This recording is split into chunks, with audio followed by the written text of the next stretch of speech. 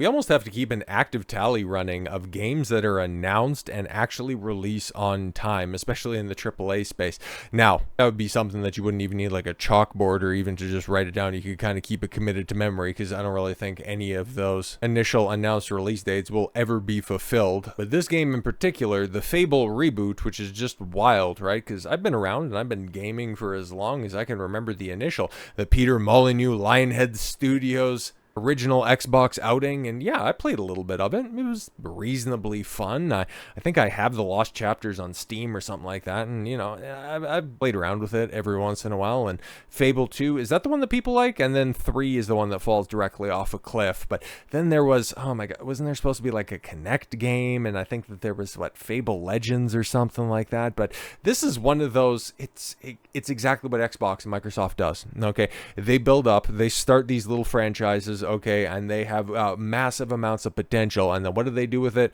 Just totally and completely squander it. I mean, 10 times over. You look at everything that they made, man. There was a reason that the Xbox 360 was cooking at the time that the PS3 was absolutely down in the dumps. When the joke was for the PS3, well, what games are you going to play on the system? Funny how that continues to go through. Just like when Xbox 360 is out there and just and building on already established franchises like Halo and putting out the greatest games in that franchise's history, likely to never be surpassed. And then, of course, starting up other ones like Forza, like Gears of War, perfecting the Fable model as well. And where do they find all of these IPs right now? I think probably the healthiest, quote-unquote healthiest ones is Gears of War. But Epic Games, oh, they're very much on to bigger and better things at this point in time, and they have to establish a new studio in order to shepherd the IP, kind of the same thing that they did with 343 and now Halo Studio. So we'll see how well that works out. That E-Day game, man, there's a lot of potential there, but I'll wait and see. Mostly because who knows when it's going to be coming out. Probably about the same time that Perfect Dark or the Fable Reboot comes out, because it has in fact just been delayed once again, because it was supposed to come out this year, which is wild, man, because we've been hearing about this game because it was first announced in 2020 and now it's getting delayed to 2026, but Xbox said it's definitely worth the wait. Is it really? Like, is anything that has been delayed this much, that has been announced this early? Like, there's only one other project that I can think of that, oh boy, did it even take that long? No, like the Final Fantasy VII remake announcement, like, yeah, they made it way too early. Even Tetsuya Nomura came out and said, yeah, they probably announced it a couple of years way too early, and that went through a massive reboot where they were having their development outsourced to a third-party studio, and then they brought it all in-house, and, well, now the rest is history. And in the case of Fable, herstory, but I thought that was 2015, and then the remake part 1 came out in 2020. That even still, ended up getting kicked down the road for a couple of months. But now we're going to be going on 6+ years of this Fable reboot that nobody is... Ah, man, like, I'm sure the shills are probably super excited. Some of the Xbots that are out there that are still, just clinging to hope beyond hope that, Microsoft and Xbox are going to be a viable console in a couple years' time. Yeah, by the time that this game eventually does release, are they even going to have a first-party option to play the game? Who knows, man? And who knows if it's going to be popular or if it's just going to be more, Game Pass slop that gets put out. Who knows, man? But let's take a look at what we have right now. Pre-alpha gameplay footage. Pre-alpha footage, and you say that this is coming out next year? Nah, man, I gotta press X that out 1000% on this one. It gives us a look at the city environments with a beautiful varieties, combat mechanics, magical abilities, and more. Okay, well, what are we working with here? Microsoft has confirmed that the highly anticipated reboot of the 2004... Holy, that's when the first one came out. Wow, holy shit. Okay, fantasy RPG Fable will be delayed from 2025 to 2026. The announcement was made by Craig Duncan, head of Xbox Game Studios, during the latest episode of the Xbox podcast. And this will give more time for the developers at Playground Games, which is like, that's not Lionhead Studios. I think they probably closed down Lionhead Studios years back at this point in time, but okay.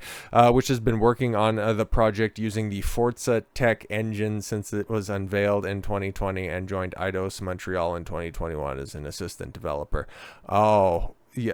So you got the team that has been working on racing games, quite good racing games, by the way, even though, Forza's kind of flatlined in recent years. But how are those skills and how is that engine transferable to an RPG?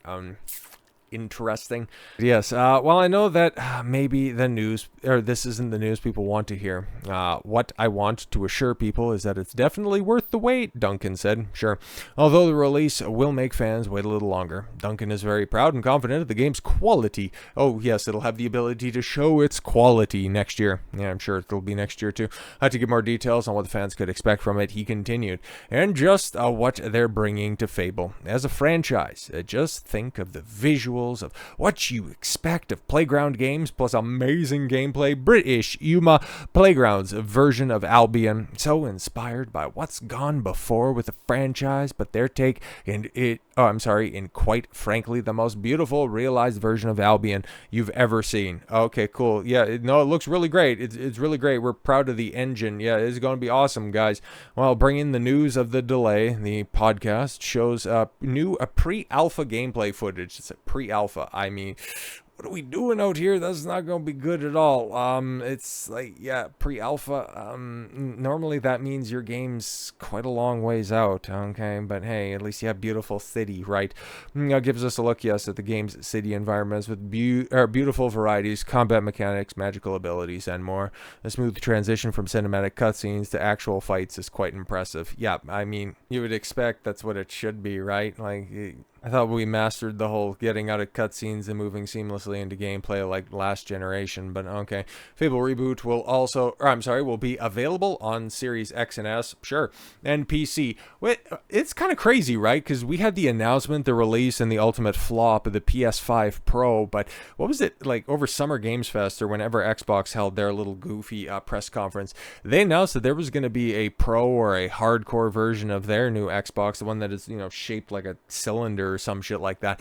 I haven't heard any movement on that one. That's kind of crazy, right? But yeah, no, you hear more about how Game Pass and an Xbox can be anything that you want. It can be a toaster, it can be a microwave, it could actually be a gaming well, actually it can't be a gaming console because we're just trying to go everywhere at all times and we're trying to be everything to everyone. But there was a discussion about whether it would also launch on PlayStation. Well, it seems unlikely that it will be available on PlayStation from day one, even though Playground Games, is on the cusp of releasing or has just released Forza 5, so whatever. There's also a possibility that it may be released there later, as many Xbox first-party games now take a multi-platform approach. Yeah, no, most of them, and we're still waiting. I'd imagine that's probably going to be one of the big summer things where it's like, yep, okay, Master Chief Collection is coming to the Switch 2 and to the PS5. That's going to be, oh my god, man, that's going to be a crazy day. But then again, yeah, we're moving in a direction where Xbox, because they have an inability to just create games that drive people to their platform, have to go multi-platform. And honestly, as a gamer, I do like the ability to play a game wherever I want to play it, on PC, on one of the plastic video game consoles, like wherever I want to go and have the ability to play it. So be it. Choice is king. Ultimately, at the end of the day, it's just for the health of the industry. There's an argument to be made that exclusivity does help drive innovation, but that's another topic for another time because we got to talk about reality the way that it is, and Xbox isn't really going to be in the console manufacturing business for much longer, mostly because they continue to do weird stuff like this, right? Because we've been talking about this Fable reboot for a while, and it's kind of been a punching bag for as long as, your main protagonist has looked like a punching bag, or at least on the business end of a good training session. But in that pre-alpha footage, while they'll talk about the beautiful vistas, they won't really talk about the beautiful main character, because the last time we seen her, she looked, something like this, a snaggle-toothed, and I guess they're really taking the whole British humor thing seriously, but in case people forgot what the OG Fable Reboot model looked like to be compared to the, real-life model she's based on, and well, it's another one of those examples. Like, the one that's always going to be out there and front and center is the Star Wars Outlaws Humberly Gonzalez, okay?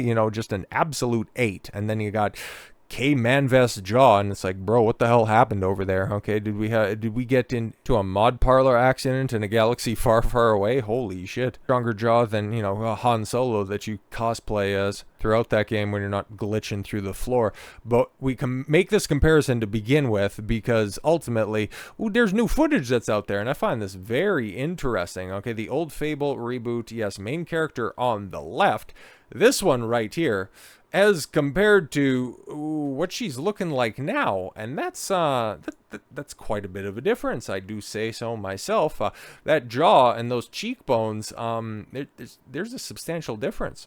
there's quite a bit of difference right there. And so I leave you with this. Has Xbox actually learned a lesson? Are we going to see a re-reveal of the Perfect Dark game being worked on by the Coalition, where Joanna Dark no longer looks like Joe Dark and might actually have more traditionally Perfect Dark-like features? Are tings starting to get turned around in AAA gaming?